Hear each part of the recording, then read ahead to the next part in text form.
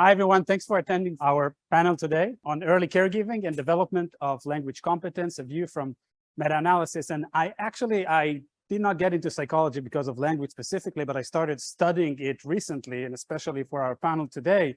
And it reminded me of my graduate studies in philosophy, especially Ludwig Wittgenstein, and he was quite revolutionary. It's interesting to think about language up until really recently, up until mid-20th century. If you think about this, the Western philosophy's idea about language was that the meaning of what we say actually comes from one or two places, either the object itself. So for example, if we point to the table, the meaning of table has to be found in the table. So for example, it has 4 legs, that's the meaning of a table.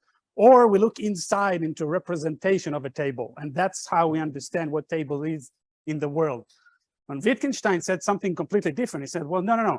The meaning of language actually is not in the object, and it's not in our minds.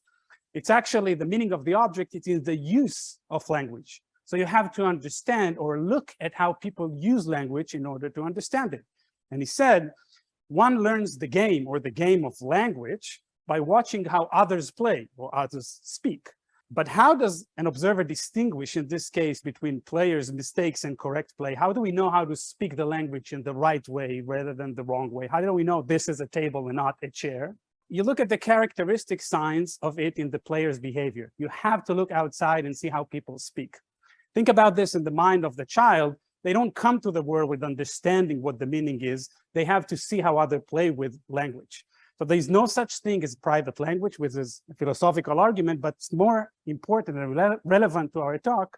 Language is a social construct. And Michael Tomasello, in his extensive work that I started studying recently, really took this idea into the scientific domain and advocated for a social pragmatic view of language acquisition. And he said, well, what the child does when learning how to speak is try to understand the intention of the mature speaker. So the children need mature speakers in order to learn how they use language. He said, without pragmatic and communicative intentions, it's all just noise. There is no meaning without understanding a mature speaker, or in our context, a parent, how they use language. This is how children learn language. Now, this is interesting because now we can think about language as a subdomain of cultural learning, really. And if it is cultural, then there must be variability in how different people understand and learn to master language. And this has far-reaching implication to academic performance and school readiness, as well as mental health.